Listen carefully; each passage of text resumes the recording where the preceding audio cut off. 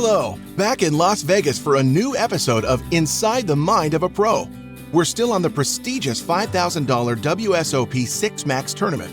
We're getting close to the bubble, and Davidi Kitai has disappeared, but the Winamax team is still in the tournament. Our cameras turn to Pierre Calamusa. Pierre has been making his way through the pro circuit in our team for the last 4 years after proving himself on both online and live felts.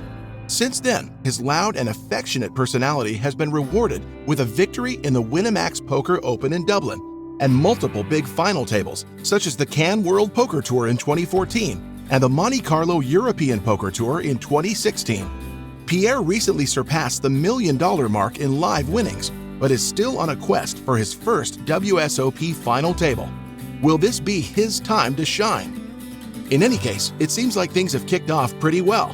Just the day before, on day one, the bad boy of the Winamax team got his fill in a battle between aces and ace-king before flopping a flush against a player who had shoved with a pair and a draw. This allowed him to triple his stack in his first hour of play.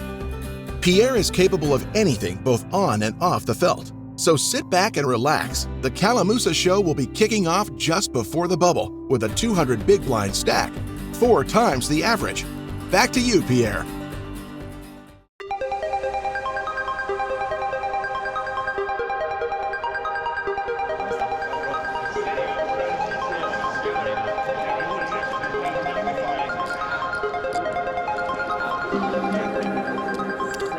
Le 5000 $ Six Max, un des tournois qu'on attend le plus de l'été, un des tournois les plus prestigieux avec un des prize pools les plus gros. J'ai connu un day 1 plutôt bon, je vais finir avec environ 5 fois le stack de départ et j'ai connu un début day 2 très mouvementé avec des très bons joueurs à la table. J'ai joué beaucoup de gros coups en début de day 2 et je les ai quasiment tous gagnés, ce qui m'a permis de bâtir un très gros tapis et d'aborder la bulle en position stack dominant, une position très confortable qui permet d'agresser.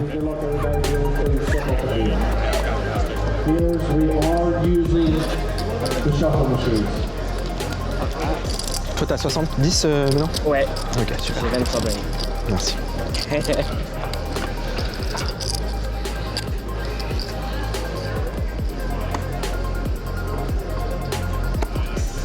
Je découvre 7 et 5 de carreau. Une main que je vais pas ouvrir tout le temps, mais comme la bulle approche à grands pas, je vais bien entendu ouvrir mes ranges d'open.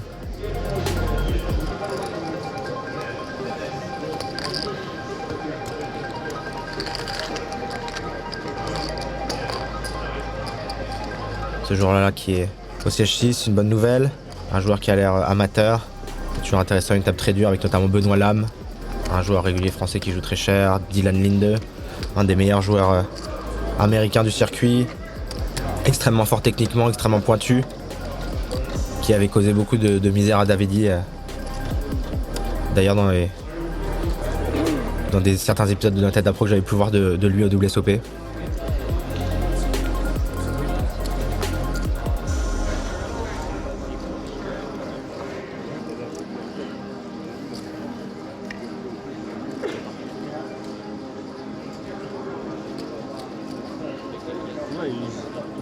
Et là Dylan qui open au bouton.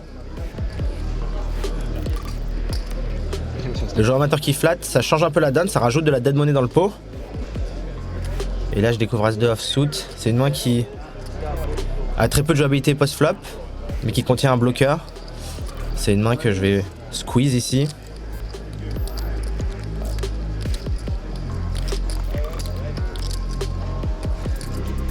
Et ça passe, voilà, c'est exactement ce que je voulais, une très grande victoire pour ma main. Et ça illustre bien l'importance de l'agression, surtout dans ces phases où l'ICM est très très importante pour mes adversaires.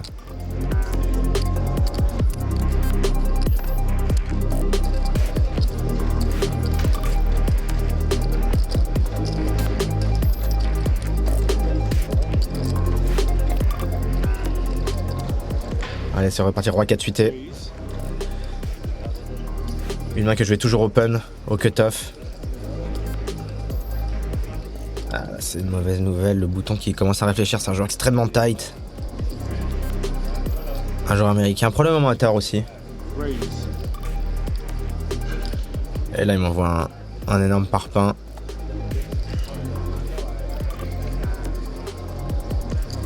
Plus de 4 fois ma mise.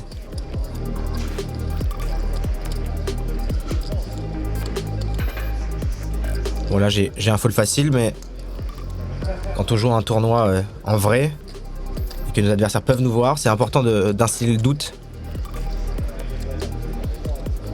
de leur faire peur, de mettre beaucoup de pression.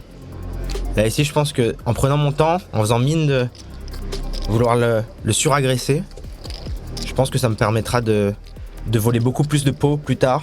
Les joueurs vont avoir peur de me surrelancer, les joueurs vont avoir peur de me contrer. Et ça me permettra de gagner beaucoup de points simplement en relançant pré-flop.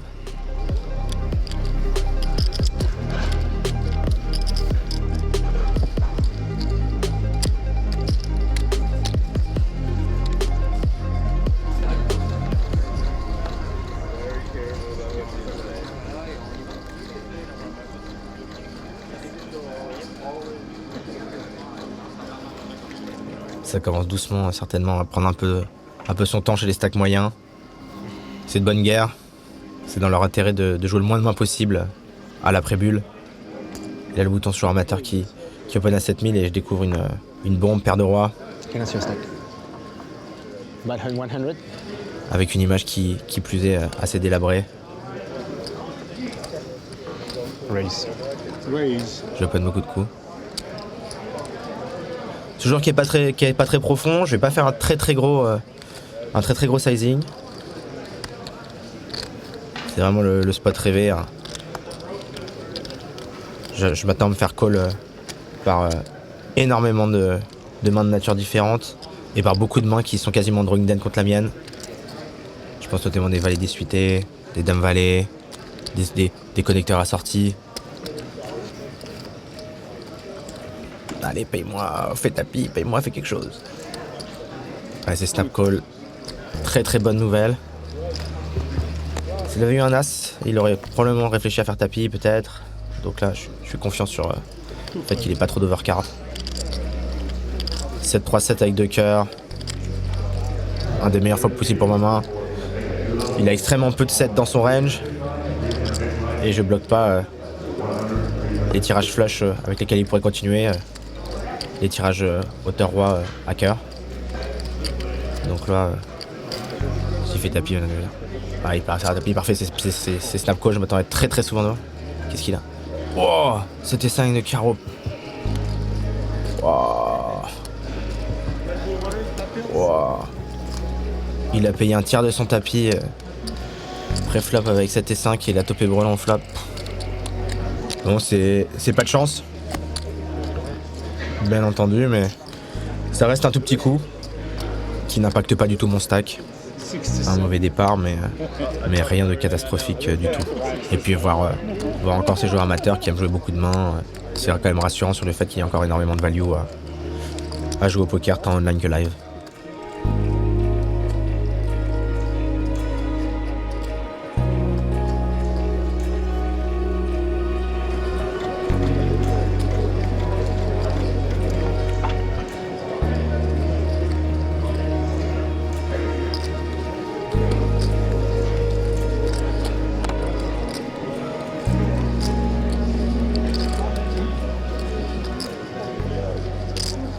Allez, paire de 9. Encore une main très très forte. J'ai un bon tirage de cartes là. Et Benoît qui me paye de la grosse blinde.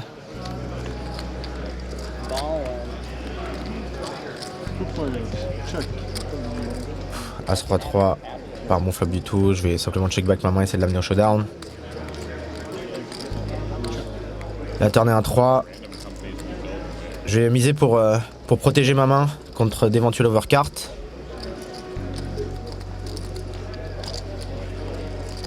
S'il a une main comme dame valet, valet 10, il va devoir abonner son équité. Bon là il me paye. Je peux encore être devant quelques mains, notamment des tirages carreaux. Donc là j'ai pas d'intérêt à miser cette main. Et il a roi valet et ça gagne. Encore un petit pot perdu, mais c'est des pots très petits où je perds 3-4 blindes. Rien d'impactant, rien de significatif. Il va falloir continuer à agresser.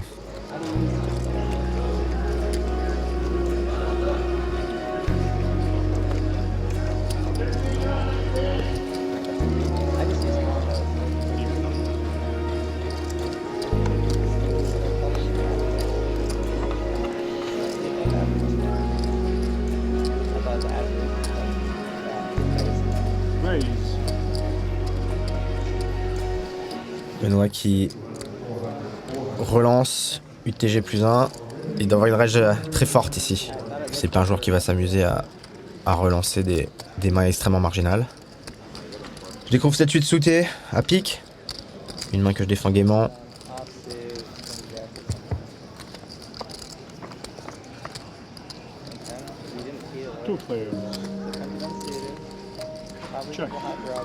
Le board est catastrophique. J'ai rien touché, je vais simplement abandonner.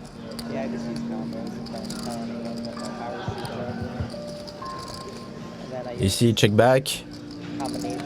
La turn ne change absolument rien. J'ai beaucoup de bluffs qui sont beaucoup plus naturels. Des mains comme roi 10, 9 10. Des tirages trèfle. Voilà, bon. Au ballot, qu'est-ce qu'il montre? Dame valet, suité. Ah, la déception dans ses yeux. Ah, il a voulu m'attraper jusqu'au bout. Full floppé.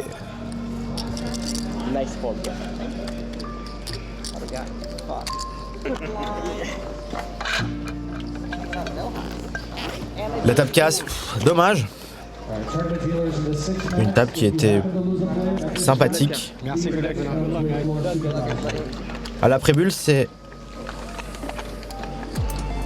toujours rageant d'avoir une nouvelle table alors que la configuration de la dernière était particulièrement bonne puisque j'avais un stack dominant. Là, il suffit que je me retrouve avec un énorme tapis sur ma gauche et je pourrais plus rien faire. Allez, bonne chance. Ouais, bonne chance. Donc il faut vraiment que je prie. Là, je prie très fort de me retrouver dans une configuration similaire à celle que je viens de quitter. Bonjour.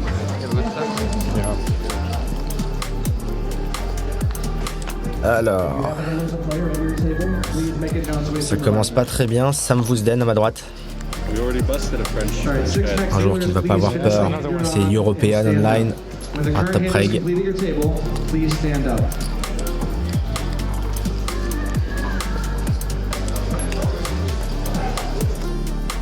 Là, c'est la bulle, main par main.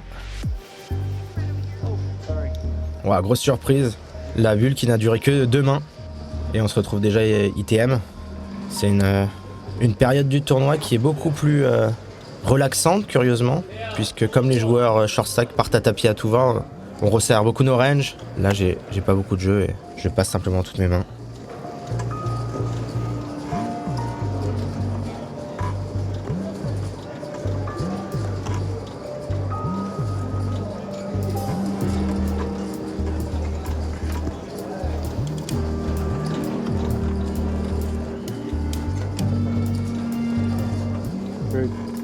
Woosden qui open au bouton et je découvre paire de 8. Une main qui domine la range d'ouverture de Woosden au bouton et une main que je vais 3 bêtes. Et la grosse main qui part à tapis pour 10 blindes. Il a de toute façon moins que la taille de mon 3 bêtes. Et bon, Woosden qui a passé qui devait pas avoir grand chose. Une rencontre encore une fois inévitable.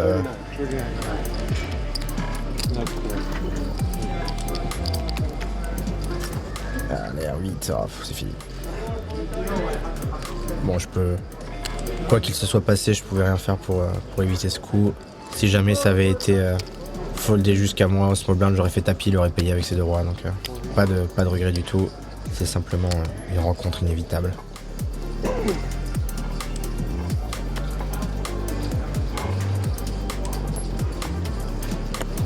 « 9-18. Une main à très fort potentiel que je vais ouvrir dans toutes les positions.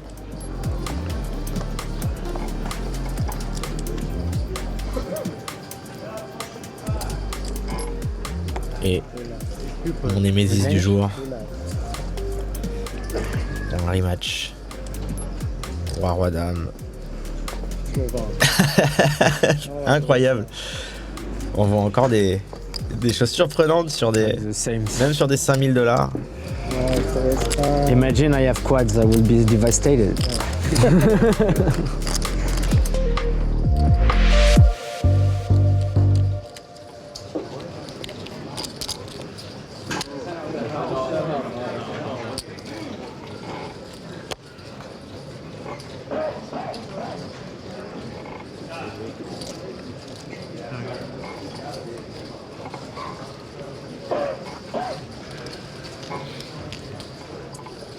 Allez, un joueur américain qui open, c'est un joueur que j'ai un peu joué sur quelques tournois. C'est un joueur qui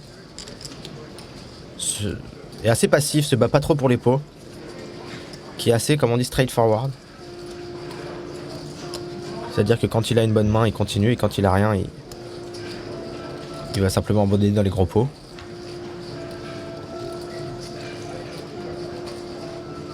Et là, j'ai Dame 5 suité, tirage pick max.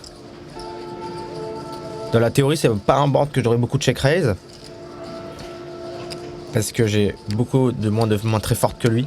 Je peux pas avoir As-Roi, je peux pas avoir 2 As, je peux pas avoir 2 Rois, je peux pas avoir As-Dame. Mais ici, je pense que en faisant simplement un tout petit raise, je pourrais lui faire passer pas mal de mains. Et voilà, il snap fold. Je suis très content de ce play qui est pas orthodoxe du tout, mais qui contre ce profil me paraissait optimal.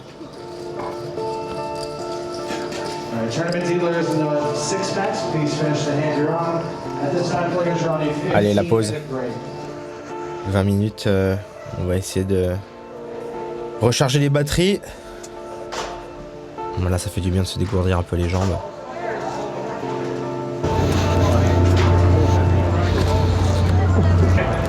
Oh Benoît! Ça va? Bah ouais, et toi? Ouais. 540 ici. Ouais, pareil. Ouais, non, cool. j'ai 480 maintenant. Ouais, cool. Bon bah, on va le faire. Ouais. C'est quoi en général la strat quand t'es chip leader?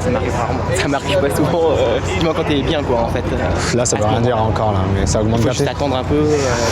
Non, bah là, t'as une table dure, droite à droite, c'est Eklen. Ouais, je le connais, je l'ai pas beaucoup joué à Macao.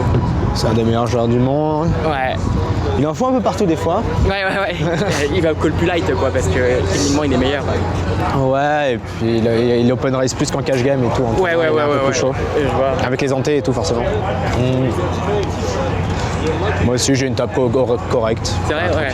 Voilà. Moi ils sont quand même assez deep donc pour l'instant je observe et tout. J'ai perdu 2 coups, mec. Bah, le mec avec 5 et 7 de carreau, là, je sais pas ce qu'il a fait, mec. Ouais. Il a 70 000, il paye 30 000 préflop. C'est ouf parce qu'il a fait 7-7 quoi, c'est ouf. Ouais. Et après, un coup, ça fait Open Vousden, un top reg au Comme bouton. s'il avait vu des cartes quoi. Ouais, c'est ça, il jouait l'ultimate. Ouais. Bah après, c'est un petit coup, c'est pas très. Ouais, j'ai tellement run good avant. Tellement run good avant. Mais là, c'est vraiment le moment où il faut surtout pas. Ouais, faut que les shorts ils dégagent, faut pas trop open. Et tout, Ouais, parce que. Si tu réchauffes tout. Ouais. Du coup, c'est le moment où c'est un peu la. Faut des cartes quoi. C'est kiffant les tournois. C'est bon, ouais. J'ai pas eu le temps de beaucoup jouer parce qu'il y avait des gosses et tout, mais ça depuis 2 ans. C'est kiffant quand tu deep run, quoi. Des fois, quand t'as des longues périodes de disette, c'est chaud. Et puis après, tu dois beaucoup réfléchir aussi parce qu'il y a pas mal de choses à prendre en compte, plus qu'en cash game. Bah surtout, le jeu, il est beaucoup moins résolu, quoi. T'as plein de spots où t'as un mec qui a 40 bains, un mec qui a 20, un mec qui a 30. C'est trop dur. T'as beaucoup d'intuition encore dans les tournois. C'est pour ça que les mecs comme Dav et tout, ils rox. Et ouais, ça va être bon. Allez, de retour au combat.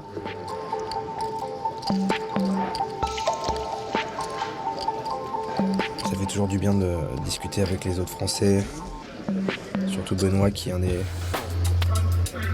des personnes les plus sympas, les plus gentilles du circuit.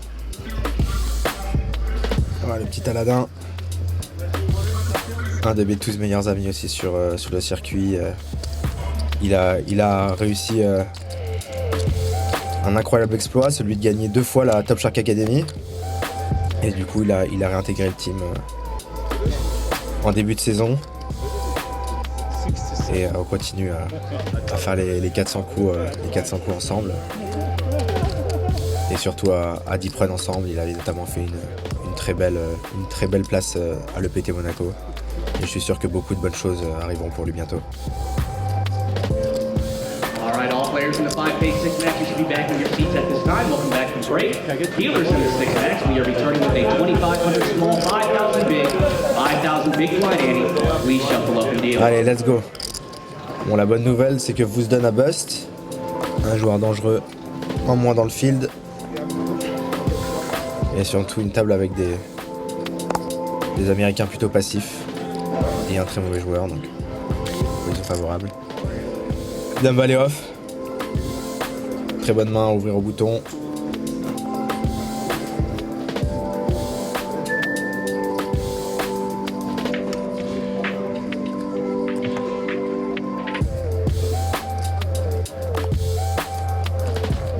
La big blind qui défend. C'est plutôt une bonne nouvelle. Hein. Je domine pas mal de main de sa range d'open. Super board, top flop, la top pair. Et c'est bête un tir du pot. Et malheureusement il fold. Mais c'est toujours un petit pot de prix.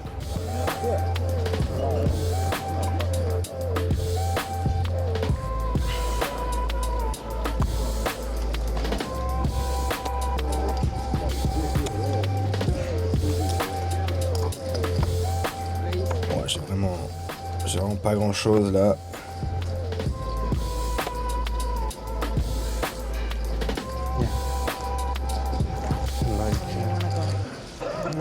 Quand tu cardette, j'ai bien un bon petit massage. Oh, yeah, 50. As yesterday? Yeah. 5-0. Ouais, 50 minutes. C'est le bon chiffre. Comme ça coûte $2 la minute, ça fait un $100 tout rond.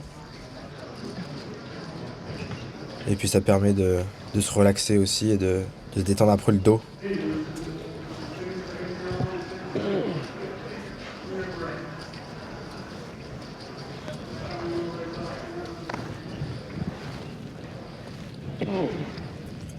À ce point, full blind, je vais limper contre ce joueur short stack en espérant qu'il me fasse tapis. Allez, envoie tout! Ouais, allez, c'est payé! Oh là là, comment c'est possible d'avoir deux mains aussi fortes dans cette situation-là? Ah, le board est très bon par contre. Ah yes. Toujours bon de gagner le flip. Oh, comment on peut avoir deux mains aussi fortes comme ça dans une situation où les ranges devraient être très très larges?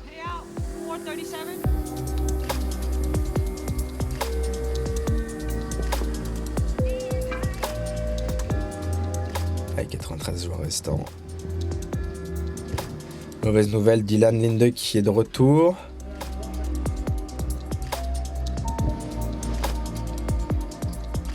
Mon ami amateur qui s'est malheureusement fait éliminer. Deux mauvaises nouvelles de suite.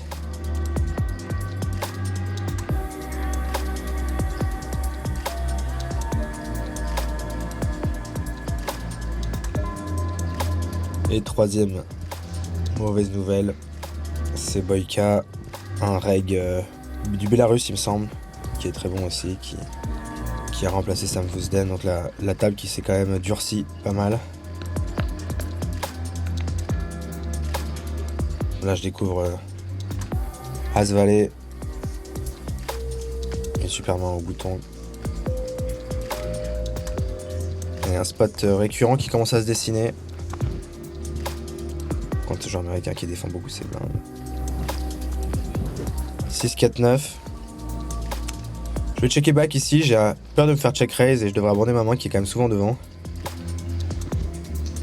Là, la turn et un 6, c'est une très très bonne carte.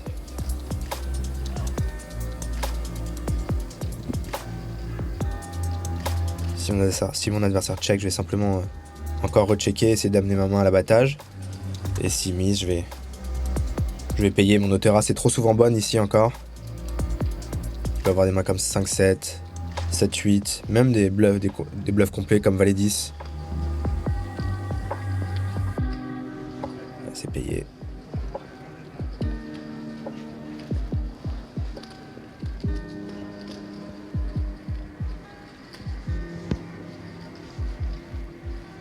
La river 1-3 de cœur, pas la meilleure bien entendu puisque ça fait rentrer 5-7 ainsi que des flush draws que lui aurait pu avoir.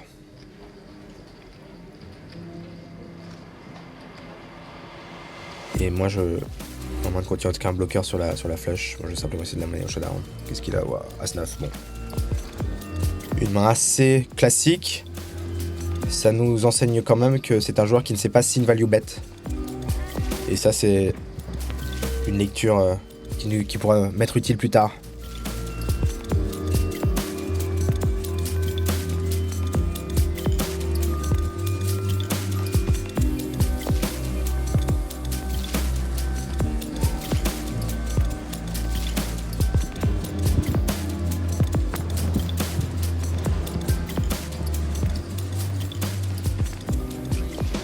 Allez, c'est reparti. J'open en MP Valet 10.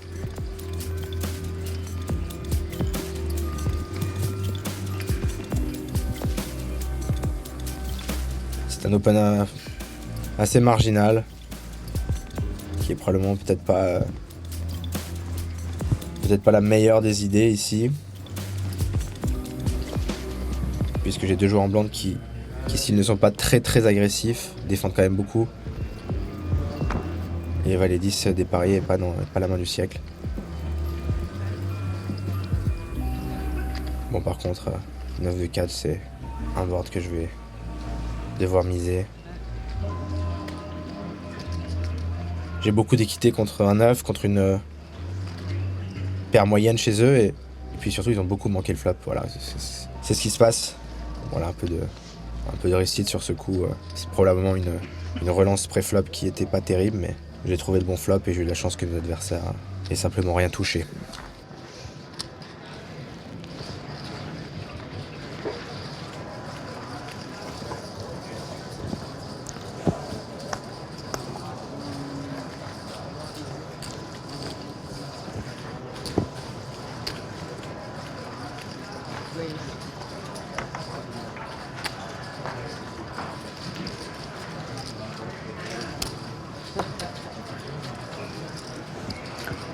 You're playing 100?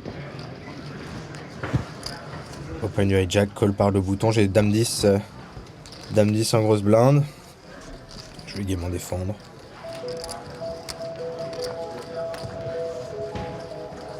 Wow. Straight floppé. Moi je m'attends à ce que Dylan check énormément ce board.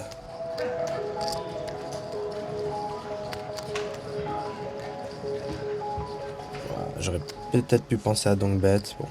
La turn est un valet. Très bonne carte. Mes adversaires qui peuvent pas trop avoir de full house, surtout le bouton.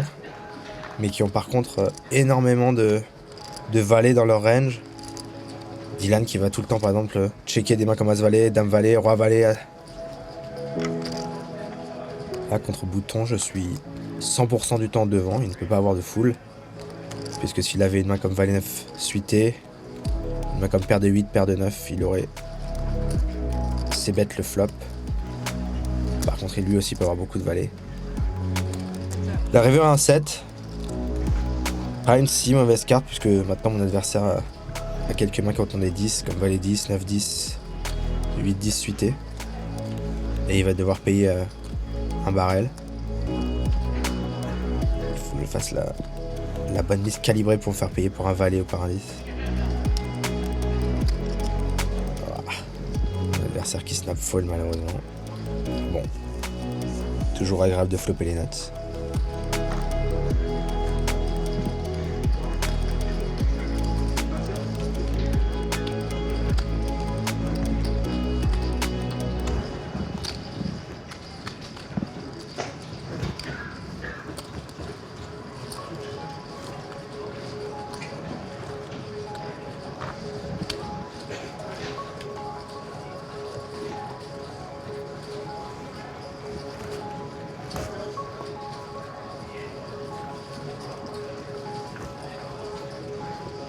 Situation de blinde contre Dylan Ligne 2. J'ai une main très marginale, mais ici le format est très propice pour développer des ranges de limp en small blind contre la grosse blinde très large.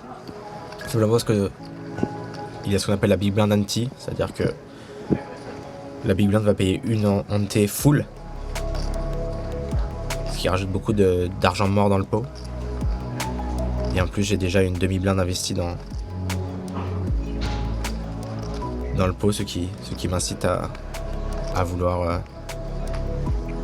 jouer beaucoup de mains depuis la small blind. Voilà, j'ai flopé la top pair au flop, donc je vais simplement essayer de l'amener au showdown. Allez, ça serait bien que ça check et que je puisse montrer mon œuf. Check. Ouais, parfait, ça gagne encore un petit coup de...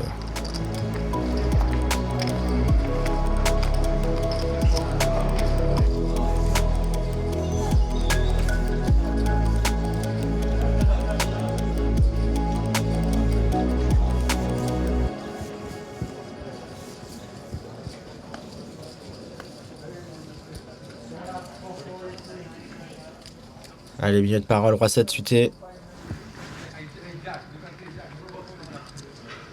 Une main que je vais aussi toujours open.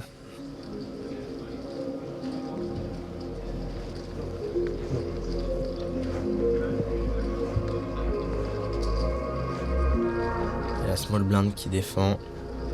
Et la big blind qui snap fold.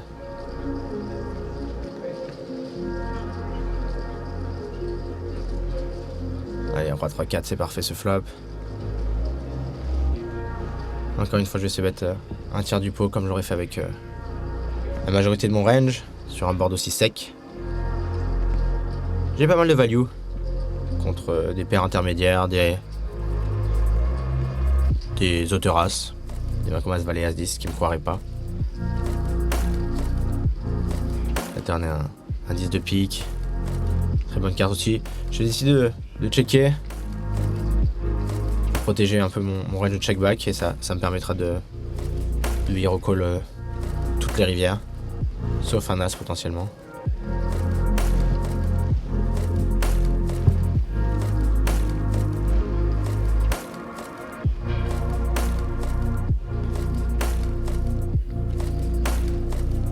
Ouais, payé. Surtout un aussi petit bet. Un mec complètement infoldable. Wow, il a deux paires. Alors encore une lecture intéressante, un read que je vais garder dans le coin de ma tête, c'est que mon adversaire défend beaucoup ses small blinds. Là, il défend avec roi 3 suité. Bon allez, on passe simplement à la main suivante.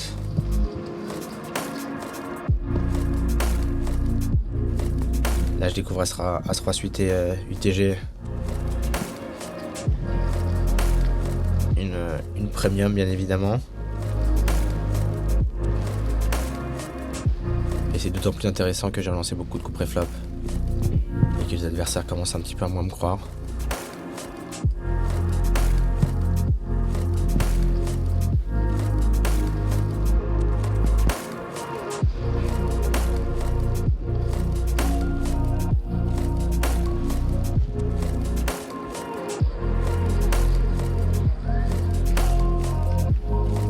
As de 6.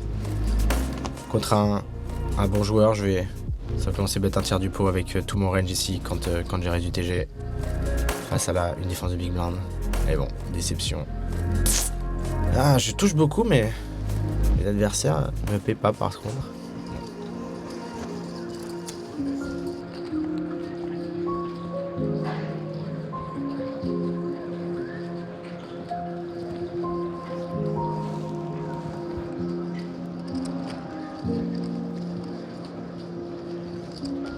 Un open MP, je découvre à 5 dépareillés. C'est pas la meilleure main, mais j'ai envie de vraiment là continuer à imprimer une grosse dynamique sur la table. Essayer de m'imposer en patron. Et surtout me battre pour garder mes boutons unopen. C'est-à-dire que j'ai envie de montrer que je suis très très actif au bouton pour pousser les joueurs au cut-off et au hijack à ne plus rien ouvrir quasiment et à toujours me laisser des spots de vol au bouton.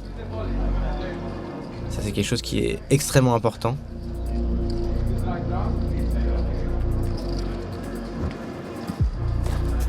Ici, si mon adversaire par exemple me paie et voit au showdown que je l'ai 3 bêtes avec des fréquences très élevées, c'est-à-dire avec une main comme As-5 offsuit, il va avoir tendance à resserrer ses ranges open et moi je pourrais beaucoup plus voler au bouton ensuite dans des pots pas ouverts.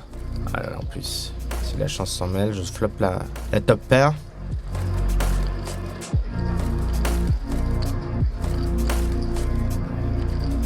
À 5, je vais le miser parce que je bloque aucune de ces combinaisons de dames.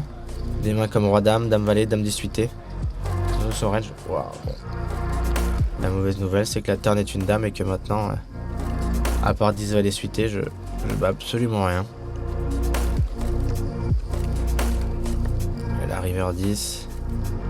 Ouais, donc la roi-valet est rentrée. Valet 18 ne va probablement plus bluffer. Donc si mon adversaire mise, je vais simplement devoir passer ma main.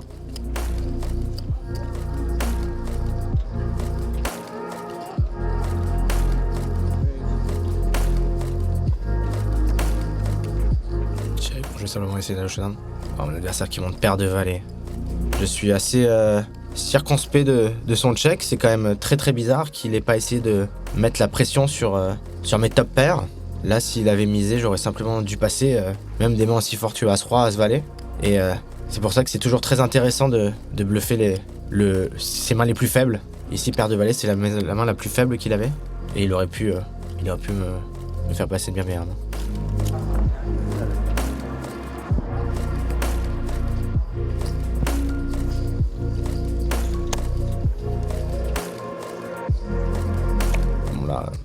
Carte d'être complet, et avec l'image que j'ai de joueurs qui relancent beaucoup, je dois commencer à maîtriser un peu mes fréquences et jouer plus tight. C'est long. Un niveau sans jouer, mais c'est là où mes erreurs passées, celles que j'ai faites à Prague, celles que j'ai faites au PCA, doivent me servir. On dit souvent que lorsqu'on fait plusieurs fois les mêmes erreurs, ça devient des choix, et cette fois je ne les reproduirai pas.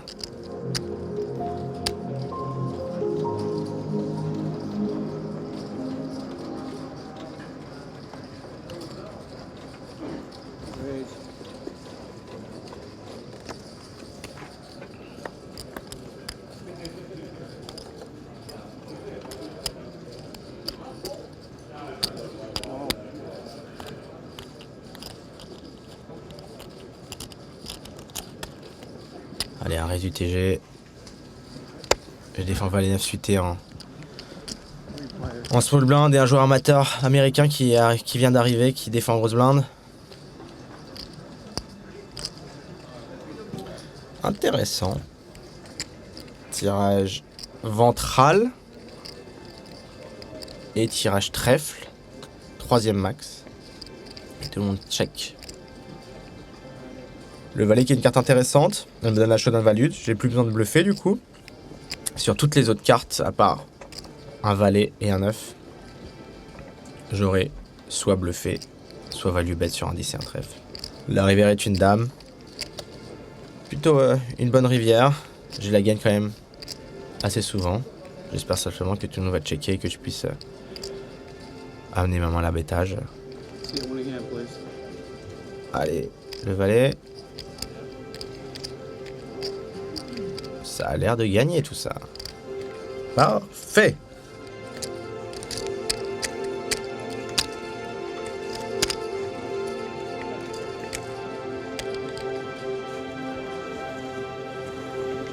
All players in Venus in the 6 minutes get started with a 50 game.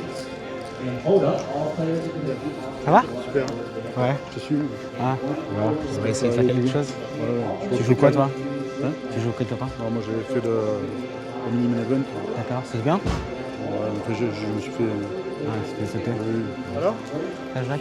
Kiff? Ouais, ça va. Allez, va au bout. Hein. Allez, merci. Tranquille, hein. Bisous les gars. Nouveau break.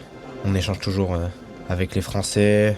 Toujours très important, et ça fait tellement chaud au cœur d'avoir les encouragements du clan francophone. Alors on va essayer de se détendre un petit peu comme d'hab. Et c'est toujours grisant de voir le fil se réduire, le bracelet qui se rapproche et la pression qui monte. C'est pour ça que je joue, pour ces moments où on commence à ressentir beaucoup d'adrénaline, beaucoup d'excitation.